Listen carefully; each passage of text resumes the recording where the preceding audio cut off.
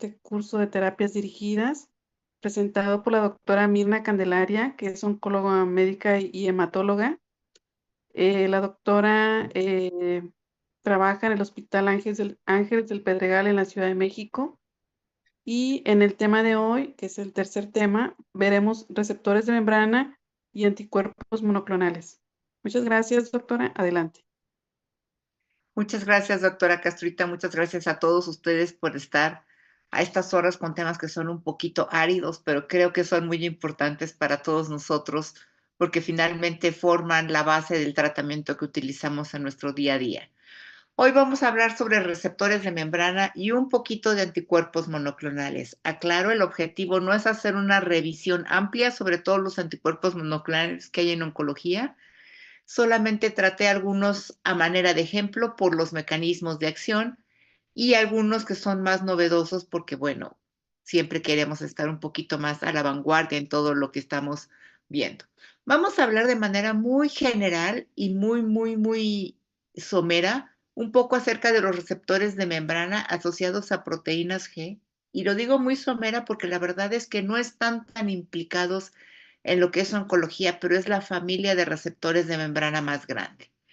Un poco sobre receptores y angiogénesis y algo que es prácticamente en nuestro día a día, lo que tiene que ver con el receptor de la familia de crecimiento epidérmico, sobre todo HER2 y HER3. Empezaremos a hablar un poco sobre los receptores que están acoplados a proteínas G. Estos receptores que están acoplados a proteínas G tienen, como todos, una parte extracelular, un dominio transmembrana y una parte intracelular. La parte intracelular corresponde a la porción carboxiterminal. En la porción transmembrana existen por lo menos 7 asas que están unidas a esta parte que es una serie de dominios altamente conservados que tienen que ver con la autoproteólisis y la activación de este receptor.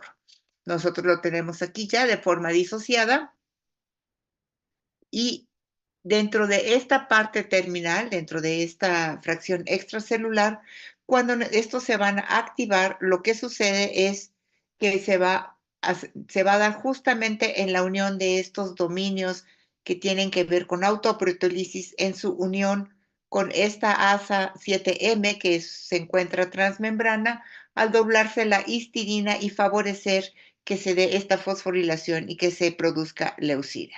Existen 4 estados de este tipo de receptores de proteínas G. Uno que es actividad basal y esto, como veíamos en la diapositiva anterior, esta asa de 7 asas con sus dominios que tienen que ver con autoproteólisis, la parte extracelular, donde está la terminación amino y la terminación carboxi que se encuentra intracelular. Y esto puede verse activado a través de un agonismo de tipo ortostático, alostérico o bien por inhibición alostérica. Dentro de lo que es el agonismo ortostérico, justamente se da una proteólisis o una escisión a nivel de la unión de este dominio regulador de autoproteólisis con la proteína 7M y esto que está en la parte extracelular es liberado. Cuando esto se da por una activación alostérica, estas dos porciones van a continuar unidas y la escisión va a ser un poco más cerca del dominio aminoterminal, al igual que la inhibición alostérica. Finalmente, todas vemos aquí nuevamente estos receptores unidos a proteínas G van a tener una comunicación transcelular y extracelular con membranas adyacentes. Esto va a favorecer la comunicación y, por ejemplo, algunas de las proteínas como la trofilina, receptores BAI, pueden tener cambios o polimorfismos que se asocian a problemas neurológicos como puede ser los trastornos de atención, déficit de atención o algunos otros problemas como pueden ser inclusive algunos tipos de crisis convulsivas. Entonces, estos los hemos mencionado porque es la familia de receptores más grande y que consta de más de 800 miembros en esta familia. Yéndonos un poco más a la parte que nos atañe, que es la parte oncológica, vamos a ver de forma general cómo estos receptores pueden influir en la angiogénesis. Desde hace casi un siglo se sabía ya que el aumento de la vascularidad tenía que ver con el crecimiento agresivo en tumores trasplantados. En 1975, Folkman describe que debe de haber un concepto llamado angiogénesis y posteriormente, 4 años después, se habla de un factor de permeabilidad muscular. Finalmente, Ferrara es quien describe un mitógeno de endotelio vascular que posteriormente fue llamado factor de crecimiento del endotelio vascular. Y este factor de crecimiento del endotelio vascular se va a ver activado sobre todo por hipoxia. Esta hipoxia se activa a través de varias vías que van a favorecer crecimiento tumoral, resistencia a tumores, a tratamiento. Y este factor de crecimiento de hipoxia tipo 1 va a favorecer angiogénesis y trombosis y formación de vasos aberrantes, como veremos un poquito posteriormente.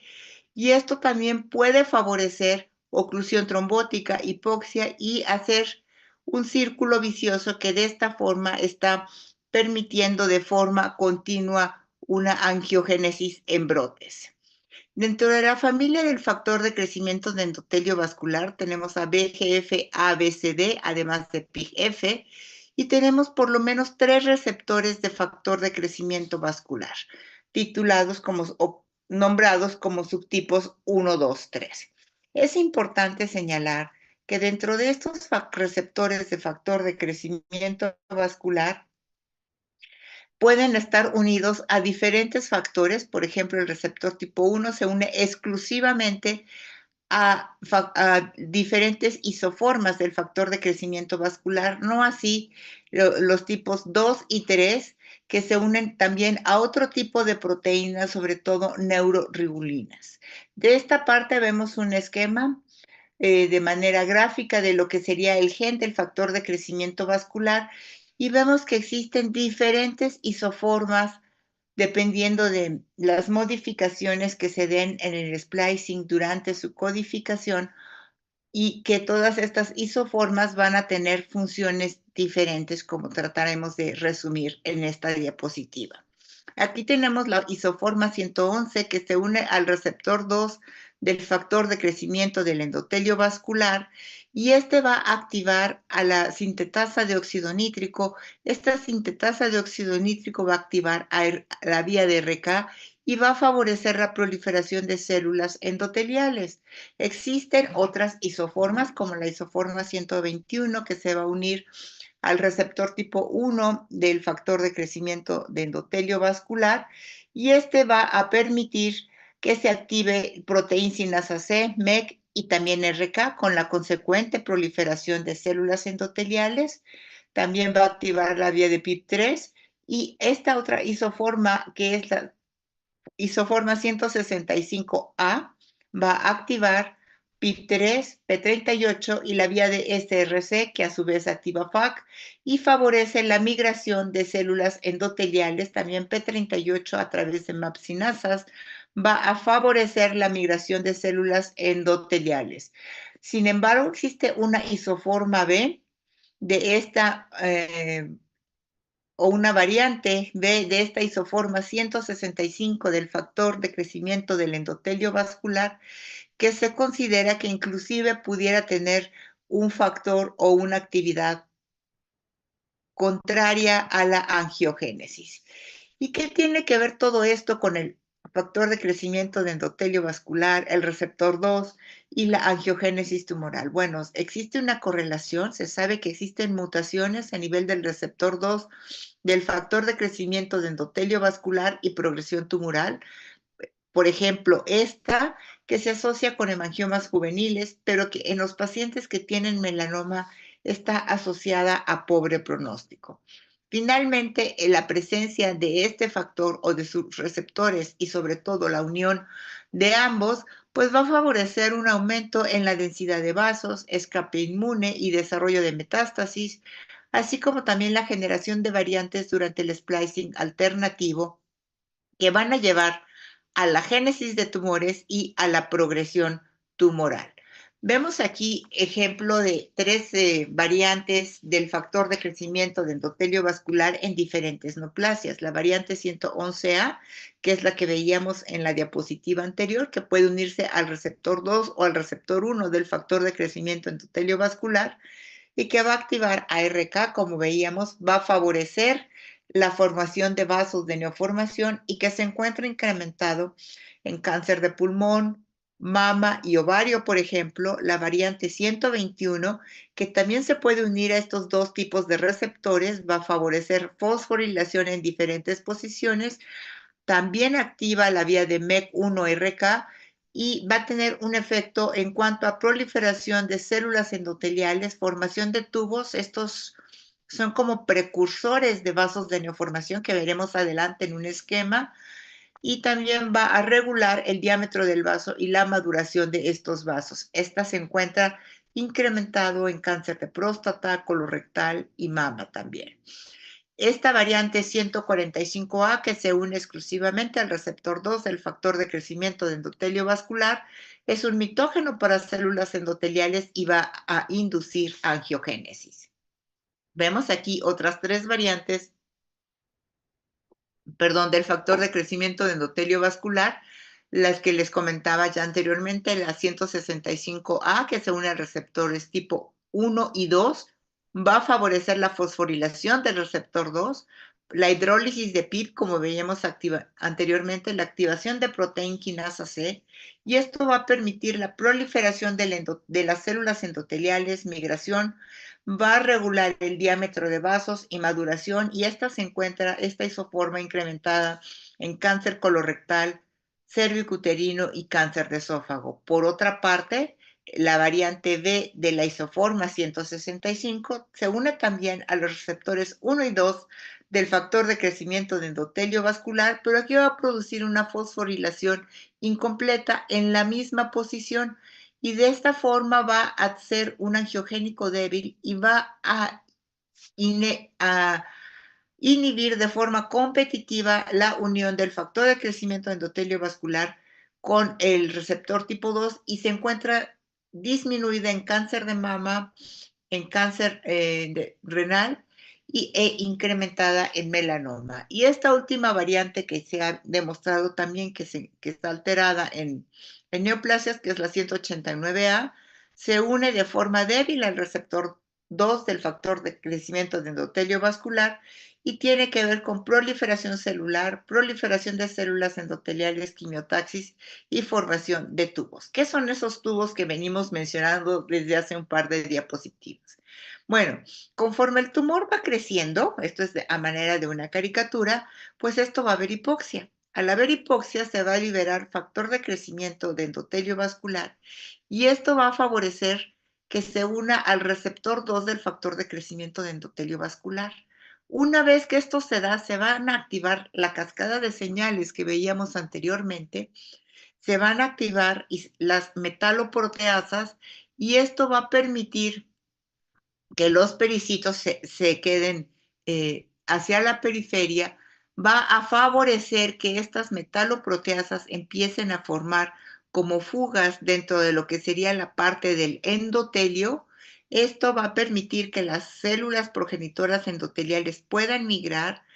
Se forman estas porciones alargadas que son justamente los tubos, y estos tubos van a permitir que se active la señalización de la vía de Notch, que tiene que ver con proliferación, y también va a haber una unión entre diferentes tubos, y de esta forma va a formarse finalmente este vaso de neoformación en lo que se llama angiogénesis por brotes.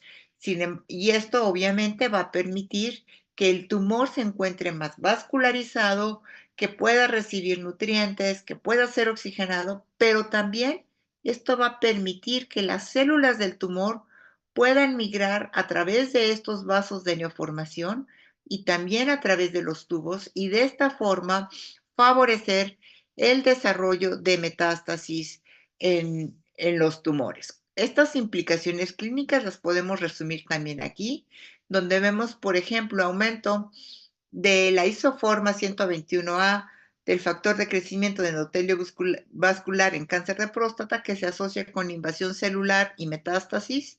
Esta misma variante en cáncer de colon tiene mayor expresión en pacientes que tienen extensa infiltración ganglionar. Las variantes 165A, como mencionabas anteriormente, pues se encuentran en el 70% de los casos con cáncer renal, y la 165B se encuentra disminuida en pacientes con cáncer de mama, como ya habíamos mencionado anteriormente. Y bueno, lo vemos aquí a manera de resumen, donde tenemos un vaso sanguíneo, tenemos el tumor, van a actuar factores angiogénicos sobre los diferentes tipos, los diferentes receptores de factor de crecimiento de endotelio vascular, y hoy en día sabemos que existen diferentes formas de bloquear angiogénesis. Tenemos aquí un ejemplo de algunos anticuerpos ya desarrollados anti-VEGF, como puede ser Ramucirumab, Aflibercept, que está contra el receptor 1 y 2 de factor de crecimiento de endotelio vascular, Bevacizumab, que fue de los primeros desarrollados, y sabemos que Bevacizumab pues es algo que utilizamos todos los días, que tiene prácticamente 20 años a partir de su primera aprobación. Aquí en la parte superior tenemos las indicaciones y los años en los que ha sido aprobado por parte de la EMA, y en la parte inferior por parte de la FDA, y vemos que pues inicialmente fue aprobado para cáncer colorectal metastásico en segunda o líneas subsecuentes.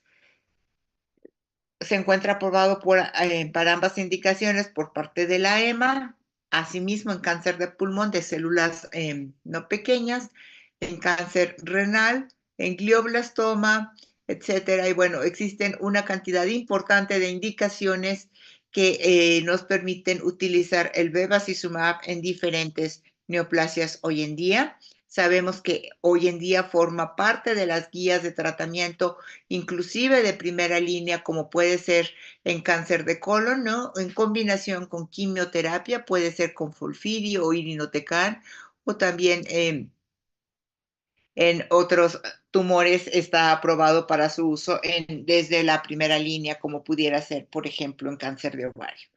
Pasando a una familia de receptores, que es una familia tal vez de menos número de receptores, pero más importante desde el punto de vista oncológico, es la familia del factor de crecimiento epidérmico. Tenemos aquí que sabemos que existen por lo menos 11 factores de crecimiento dentro de esta familia.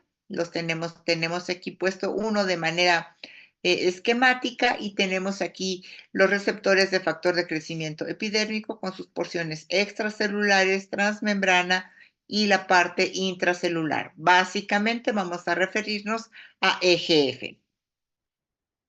Y lo tenemos aquí a manera de una caricatura, donde sabemos que es un receptor que tiene una porción extracelular para un dominio de unión, una porción transmembrana, y en la parte intracelular un receptor de tirosinquinasa, y esto va a permitir que este receptor de factor de crecimiento epidérmico existan 4 subtipos del 1 al 4, denominados ERB1 o GER del 1 al 4.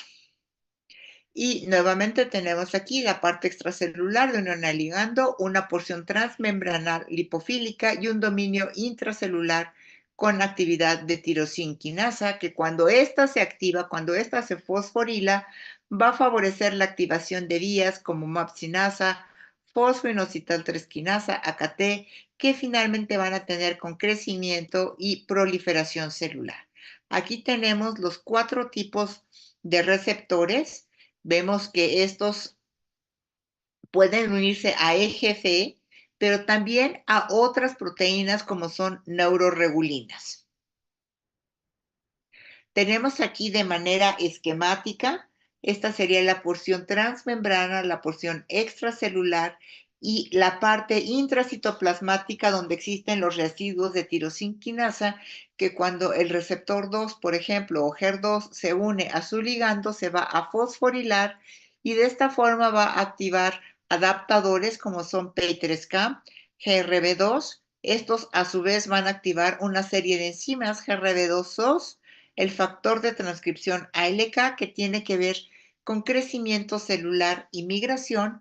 Por otra parte, GRB2 también va a activar ACVL, que va a permitir la degradación del receptor del factor de crecimiento epidérmico, y PI3K va a favorecer la activación de una serie de enzimas como son PI3K beta, que va a activar AKT, FOXO, y que esto tiene que ver con supervivencia celular.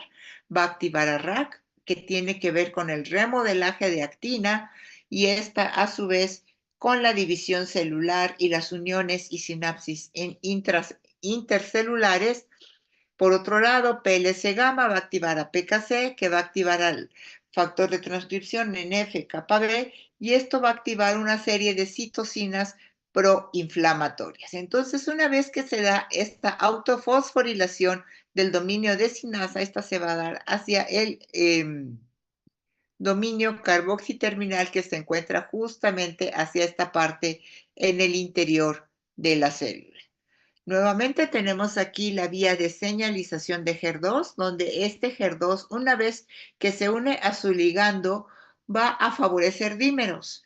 Ahora, pueden ser homodímeros, como los que vemos aquí, HER2 unido a otro HER2, o también pueden formar heterodímeros entre HER2 con HER3, HER2 con HER4, o aquí como vemos un homodímero de HER2. El receptor que tiende a unirse más con los demás receptores de esta familia es justamente HER2. Y vemos cómo a través de estas cascadas de señales que ya comentábamos en la diapositiva previa, pues van a tener que ver con la supervivencia, la proliferación, la progresión celular, y también esto va a activar vías como STAT, JAK, y de aquí nos entendemos por qué justamente nosotros utilizamos algunos inhibidores de tirosina que platicaremos en 2 semanas, y estos cómo tienen que ver exactamente con algunos procesos biológicos como puede ser la supervivencia, la proliferación, respuesta inflamatoria, angiogénesis y desarrollo de metástasis.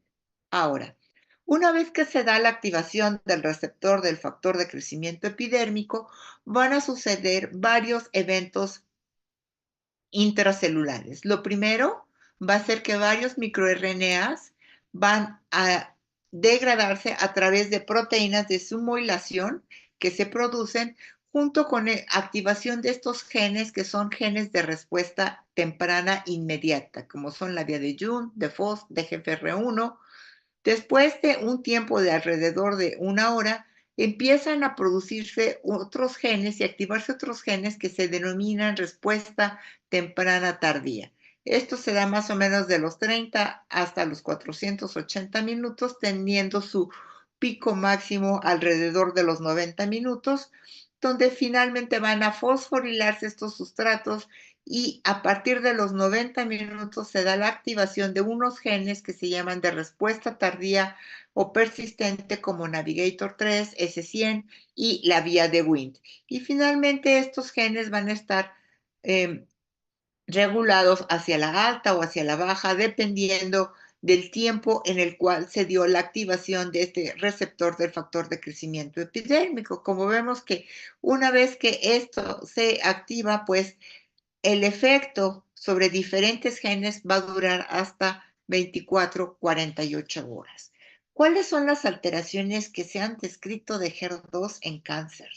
Bueno, puede haber mutaciones a nivel del receptor, amplificación del receptor o alteraciones múltiples. Nosotros vemos aquí en esta parte inferior de la diapositiva una serie de neoplasias, siendo las más importantes alteraciones o más frecuentes, estas en color verde, que corresponden a mutaciones, por ejemplo, en cáncer de vejiga, algunos tumores gastrointestinales como el ámpula de Vater, cervicouterino también, en melanoma de forma importante, y prácticamente mutaciones en menor proporción, pero sin describirse otro tipo de alteraciones a nivel de HER2, en algunos como pueden ser neoplasias maduras de células, histiocytosis, cáncer del sistema nervioso central, sarcoma de tejidos blandos, carcinoma de células renales, por ejemplo. Amplificaciones se encuentran con mayor frecuencia, por ejemplo, en estos que tienen que ver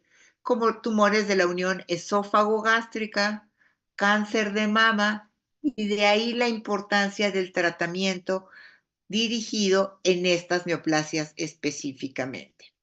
Bueno, nuevamente aquí a manera de tratar de recopilar lo que ya hemos platicado sobre HER antes de continuar yéndonos un poquito a mayor profundidad. Existen por lo menos 4 tipos de receptores que van a activar una serie de señales que tienen que ver con la activación de diferentes procesos biológicos, no solamente intracelulares, sino también a través de dar una señalización en diferentes células del sistema inmune y en el microambiente tumoral extracelular. A manera de ejemplo, aquí tenemos el receptor de factor de crecimiento epidérmico y tumores del sistema nervioso central, donde puede haber amplificación o sobreexpresión. Ejemplo, en glioblastoma, este EGFR8 se encuentra que disminuye la lesión celular y favorece el aumento de migración. Existe un EGFR truncado en el residuo 598 que produce ausencia de todo este tipo de residuos y esto produce señales aberrantes en proliferación en algunos tumores del sistema nervioso central como glioblastoma. Existen mutaciones en el receptor de factor de crecimiento epidérmico en varias neoplasias, como veíamos ya en las barras verdes de hace 2 diapositivas. Aquí lo tenemos ejemplificado a manera esquemática. Esta sería la parte transmembrana. Esta es la parte extracelular, donde puede haber variantes a nivel de los exones 2 a 7 y que tienen que ver con el sitio de unión del ligando, pero también existe dentro de lo que es el dominio intracelular, específicamente en lo que son el dominio catalítico, que es el sitio de unión de ATP y de fosforilación, también existen mutaciones, pero estas últimas las veremos en la plática dentro de 2 semanas. Entonces, dentro de las mutaciones de GFR tenemos, estas son, como les decía, prácticamente intracelulares. ¿Y qué hay de GFR y cáncer de pulmón? Pues lo que más se ha visto es que sí puede haber amplificación y sobreexpresión, pero la mayor parte de mutaciones se encuentran a nivel del sitio de la tirosina quinasa. Existe, como les decía, aumentos de expresión, mutaciones en los dominios de tirosina quinasa, como se listan acá, en los dominios intracelulares, pero algo que es interesante es que la frecuencia de estas mutaciones no es igual en toda la población. Se encuentra aproximadamente un 10% solo en caucásicos y un 40% en asiáticos.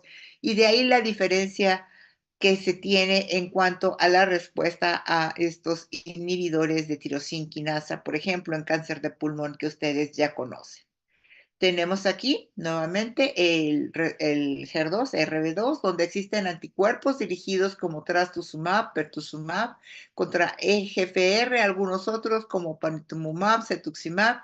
Y bueno, estos son opciones de tratamiento con moléculas dirigidas directamente a inhibidores de TK que no vamos a tratar ahorita.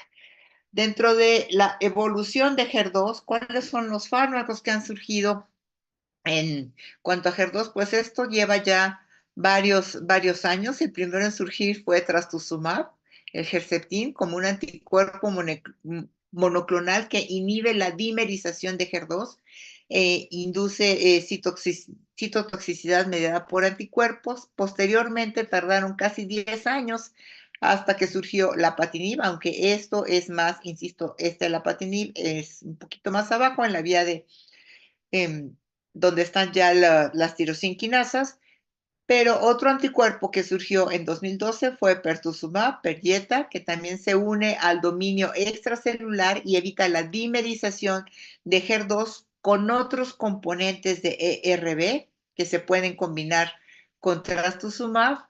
En 2013 surge un anticuerpo monoclonal conjugado que es trastuzumab en tansina, que es TDM1, que va a unirse al receptor 2 de factor de crecimiento epidérmico y posteriormente pues va a liberar la parte de quimio conjugada que viene pegada hacia al anticuerpo de trastuzumab. En 2019 surge otro anticuerpo que ya es trastuzumab deruxtecan o Enhertu, que sabemos hoy en día pues se utiliza prácticamente en todos los casos de HER2 positivo que han recibido tratamiento previo con un inhibidor de HER2 e inclusive en los casos de HER2 low, como ya ustedes conocen bien. Y bueno, existen anticuerpos conjugados dirigidos contra HER2 también que se están evaluando en estudios en cáncer de pulmón. que todavía se encuentran en fases iniciales, fases 1, fase 2 prácticamente, donde tenemos aquí trastuzumab deruxtecan, trastuzumab TM1, con resultados que todavía están por confirmarse en estudios posteriores. Pasando al siguiente receptor, que es el HER3. Este HER3, si nosotros vemos, es este verde que está aquí en la diapositiva, tiene un dominio extracelular, un dominio transmembrana y una parte de tirosinquinasa con su porción carboxiterminal hacia el interior de la célula en la porción intracitoplasmática. Sin embargo, cuando uno compara este dominio de tirosinquinasa, por ejemplo, con el de HER2, es mucho más pequeño el dominio de tirosinquinasa en HER3.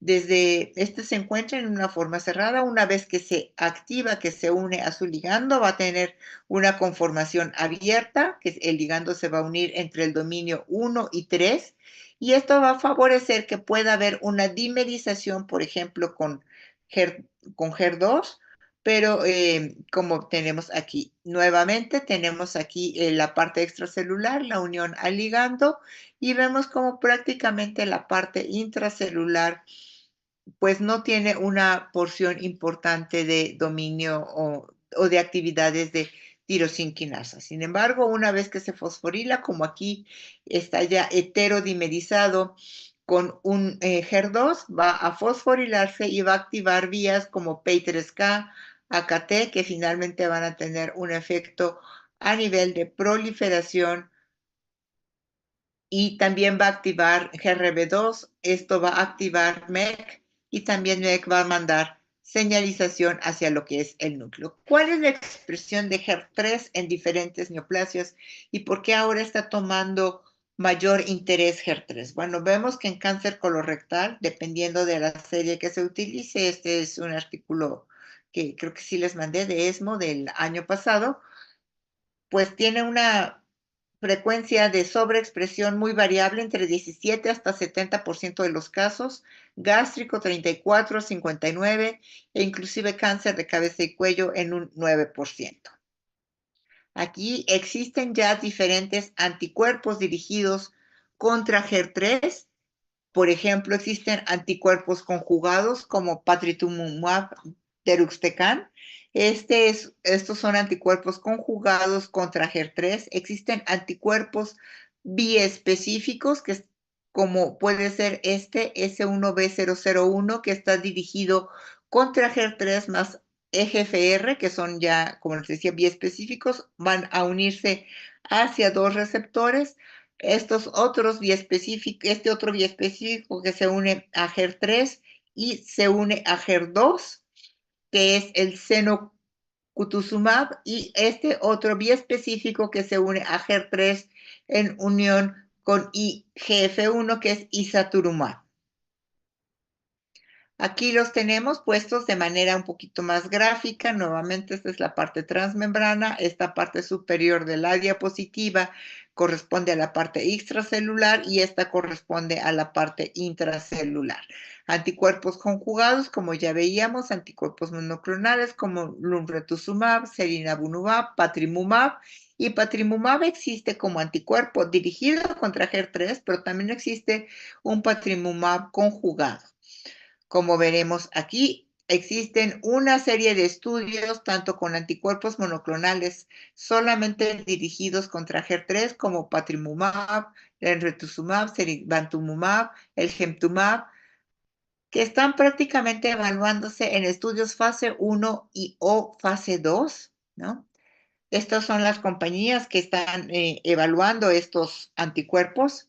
Algunos anticuerpos biespecíficos, como puede ser cenocutuzumab, isaturimab, S1B001, que están dirigidos básicamente contra HER3 y HER2, cenocutuzumab, isaturimab, que está dirigido contra HER3, más el otro brazo variable contra IGF-1R, anticuerpos conjugados, como les decía, como patritumumab deruxtecan. así como está el trastuzumab deruxtecan, también ya hay patritumumab deruxtecan, que se encuentra todavía en un estudio fase 1-2. Y estos son algunos de los estudios que se tienen corriendo en diferentes entidades, los efectos secundarios que pueden tener, por ejemplo, el umbretuzumab, que es un anticuerpo dirigido contra HER3, se encuentra en estudios fase 1-2 con principales toxicidades que son gastrointestinales, hematológicas, gastrointestinales, toxicidad cutánea. Este otro que es el ISU 104 también es contra HER3. Todos estos son contra HER3 y son anticuerpos sencillos, no son anticuerpos biespecíficos.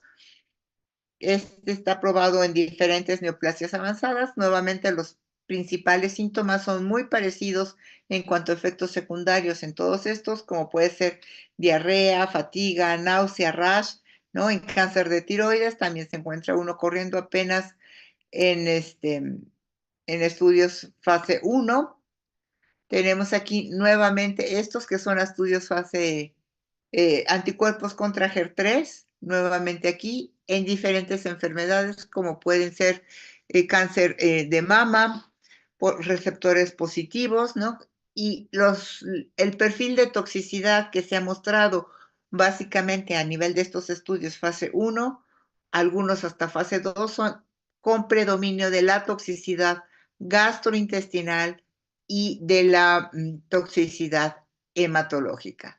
Aquí tenemos peritrumumab, como habíamos ya comentado, también evaluado en diferentes tumores sólidos, por ejemplo, recurrentes o metastásicos con cáncer de pulmón, perdón, de cabeza y cuello, head and neck. También principal toxicidad aquí en este caso es anemia, neutropenia, hipomagnesemia, náusea, en diferentes tumores sólidos con toxicidad gastrointestinal en la forma de diarrea, vértigo, cefalea, hipertensión, pérdida de peso y también en cáncer de mama positivo.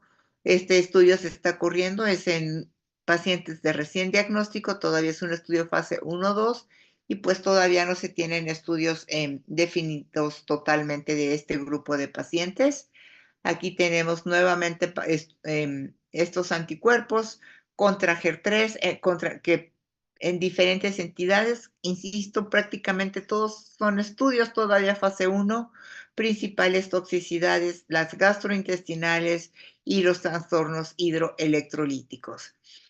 Y bueno, finalmente, ¿qué más tenemos corriendo? Por ejemplo, en cáncer de mama, estos anticuerpos que son también anticuerpos anti-HER3 y anticuerpos biespecíficos. En rituximab también está utilizándose en estudios clínicos, no solamente en cáncer de mama, también en cáncer de pulmón. El gentumab está estudiándose en cáncer gástrico, ¿no? Al igual que en cáncer de mama.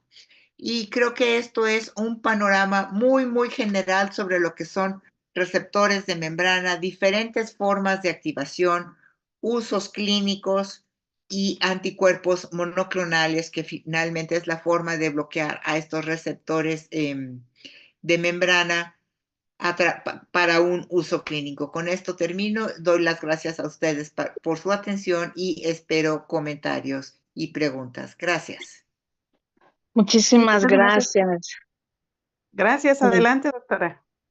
Ay, muchas gracias, doctora Mirna Candelaria, una extraordinaria revisión. No cabe duda que ya soy una veterana, pasando desde los antiangiogénicos que nos ha venido a cambiar la historia y los tratamientos, los anti-EGFRs y ahora actualmente los anticuerpos conjugados. Yo quisiera preguntar a mis compañeros quién tiene alguna pregunta. Anita. Pues más que pregunta, un comentario, igual que el doctor Ricardo Tix y el doctor Edwin Ceballos, pues nos ha tocado vivir toda esta llegada de estos tratamientos, su uso y toda la cantidad de anticuerpos monoclonales que se han desarrollado y que han venido a revolucionar el tratamiento de muchas enfermedades. Yo creo que uno de los más exitosos y que cambió completamente la historia natural de la enfermedad, pues es el Herceptin para el anti-HER, ¿verdad? Las terapias anti-HER. Y, y vemos que la investigación no para y que veremos llegar nuevos medicamentos en esta área. Entonces, el conocimiento de los receptores de membrana pues sigue siendo fundamental en el tratamiento del cáncer. Sí, Sí, la totalmente verdad de es que acuerdo. cada día tenemos más conocimiento y pensamos primero, bueno, si yo bloqueo desde arriba ya lo tengo, pero resulta que pues existen, por ejemplo, en cáncer de pulmón, en colon, ¿no? Mutaciones a nivel del dominio de tirosina quinasa que por mucho que bloquees arriba, si abajo está activado, tienes que utilizar otra cosa, ¿no? Entonces, la verdad es que nos ha tocado una generación muy bonita en la oncología porque hemos manejado de todos los avances, lo que ha habido desde la generación de los primeros monoclonales como trastuzumab, ¿no? Bevacizumab, pues después conjugados, ahora ya biespecíficos y pues ya nada más falta que nos pongan biespecíficos conjugados, ¿no? Y, Sí, totalmente. Anita, buenas Adelante, doctor. noches. Muy buenas noches. Sí, yo también me uno a la felicitación por la excelente revisión. Y sí, los que estamos ya bastante tiempo en el área oncológica, hemos visto la evolución. Debemos recordar con rituximab, el primer anticuerpo monoclonal. Aquí en Ecuador tuvimos la suerte de tener en el año 2003. Ya son casi 20 años de experiencia y después con el trastuzumab que ha cambiado completamente. Eh, pero últimamente vemos cada vez más medicamentos, más medicamentos y claro, y tenemos, las toxicidades son mínimas, no, uno no ve tanta toxicidad, son tratamientos mucho más como específicos. Hay una pregunta que quisiera realizarle a usted con toda la experiencia que tiene. Yo tengo una paciente que tiene un cáncer, es de Suiza, tiene un cáncer de mama estadio 4G positivo, y allá le hicieron un protocolo bueno, ella pasó como es con trastuzumab de mantenimiento inicialmente, después se le hizo trastuzumab más pertuzumab, y ahora tiene el trastuzumab, pertuzumab subcutáneo, y le están dando de por vida. Ya estamos como 3 años con este medicamento. ¿Hasta cuándo mantener si los pacientes hacen respuesta completa? Es una pregunta difícil. Primero, si está en un protocolo, pues tiene que seguir lo del protocolo. Ahí sí no podemos hacer más cosas, ¿no? Yo creo que dar en una enfermedad metastásica sola, o sea, Terastu y Pertu, digo, es un manejo caro. Si Por ella lo supuesto, puede cubrir, está bien. $5,000 vale aquí en el Ecuador. Lo importante es respuesta y toxicidad. Y es que hay pocos estudios que te digan qué vas a hacer si te recae, ¿no? ¿Te va a volver a responder? No lo sabemos, porque la verdad es que muchos de estos estudios que permitieron su aprobación, pues lo utilizan en enfermedad metastásica, pues de forma continua, a progresión o a toxicidad. Ujú. Entonces, pero personalmente, si esta paciente ya tiene una respuesta completa y tengo forma de vigilarla, y esto ya es un poco más de la experiencia de cada quien, porque no hay un estudio aleatorizado que te diga los pacientes que lograron respuesta completa, si los suprimes, en tanto tiempo te van a recaer y cuántos te van a volver a responder a ese tratamiento. Mm, Entonces yo creo que aquí buena parte va a depender sobre todo de la toxicidad que ella esté teniendo. Si la toxicidad es aceptable, estrictamente habría que continuarlo. Y una de las cosas que siempre tenemos del miedo es la toxicidad cardiológica, y no se ve la toxicidad cardiológica ya con 4 años de tratamiento. Y tras tu, pertu, ahorita que estamos. Entonces, como que uno le va aprendiendo también en el camino a manejar ese tipo de pacientes, ¿no? Y, y otro caso que tuvimos, que tengo, mejor dicho, es un paciente con un GIS, que hicimos bloqueo en el 2006 con imatinib, am, y le mantuvo, y él nos hizo una toxicidad renal rara, ¿no? Por imatinib. Suspendimos, hizo de recaer, y volvemos a reiniciar a la pregunta que usted está haciendo, ¿hasta cuándo, no? O sea, no hay estudios, pero volvemos a reiniciar nuevamente el imatinib y volvió a responder. Y vimos que es una molécula muy noble en ese tipo de tumor.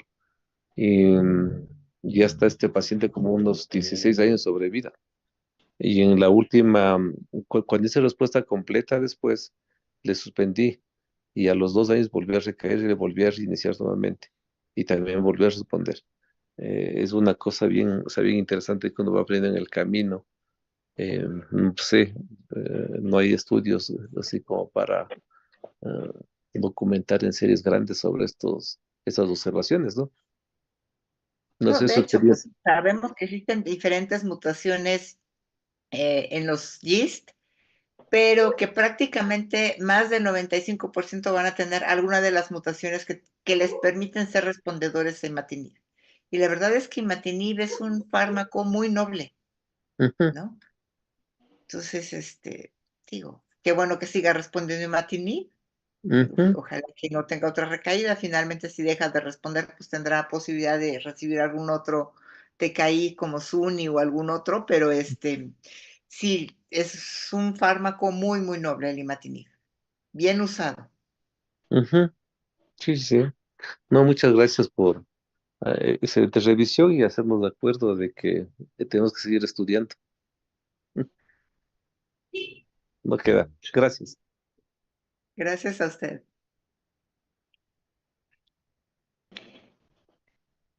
Una pregunta, doctora Candelaria, en el sentido de cuándo, porque una de las situaciones es que creando resistencia por la expresión del receptor que está cortado, y entonces ahí, hablando de la resistencia a los antigerdos, ¿en qué momento podríamos decir que ya existe una resistencia? Cómo podríamos clínicamente demostrarlo? Pues clínicamente en realidad terminas demostrándolo por la progresión, ¿no? O por la falta de respuesta, si lo diste desde un principio como algo no adyuvante. Claro. Y tendrías que utilizar si usaste solo Trastu, pues algún conjugado o Trastu Deruxtecan, o irte a una vía un poco más abajo como la patinib, ¿no? Ujú. Ok. Sí, eso se podría medir en algún momento en estudios, en laboratorio, para no exponer a un paciente a la toxicidad, que es muy noble, debo de decir, pero de todas maneras. Lo que sucede es que desafortunadamente los tumores in vitro, los cultivos celulares, no se comportan igual in vitro que in vivo, ni Ujú. que dentro del paciente, ¿no? Ok. Inclusive, aunque se hagan líneas celulares y estas líneas, primero, cada tumor es biológicamente muy diferente, aunque sean cáncer de mama, HER2 positivo, biológicamente son diferentes. Entonces, si tú tuvieras o se pudiera sacar de un fragmento de una paciente alguna línea celular, el comportamiento de esa línea celular, aun cuando se hiciera tumor y se injertara en un modelo murino para hacer un modelo in vivo, el Ujú. comportamiento es completamente diferente. In vitro, in vivo y en paciente.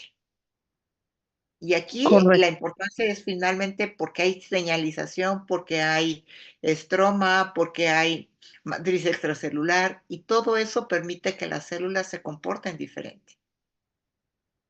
Hoy en Correcto. día todavía no tenemos una forma segura de decir, bueno, esto es quimiosensible a o sensible a tal o cual cosa, como lo tenemos con un cultivo de algún germen, ¿no? Por ejemplo. ¿no? Creo que para eso todavía nos falta buena parte. Un poquito más. Sí. Excelente. Muy bien. ¿Alguien más, algún comentario más para la doctora Candelaria después de esta brillante presentación?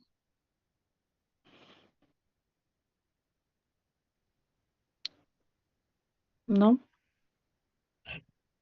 ¿No? Jefa Anita, le damos ya.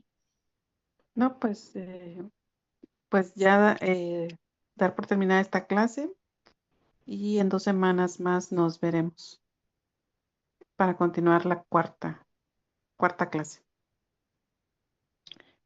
Pues Y pues muchísimas agradecerle a la gracias. doctora. Bueno, gracias. Muchísimas gracias, gracias. Muchas gracias también. Una buena noche. Igualmente, buena noche.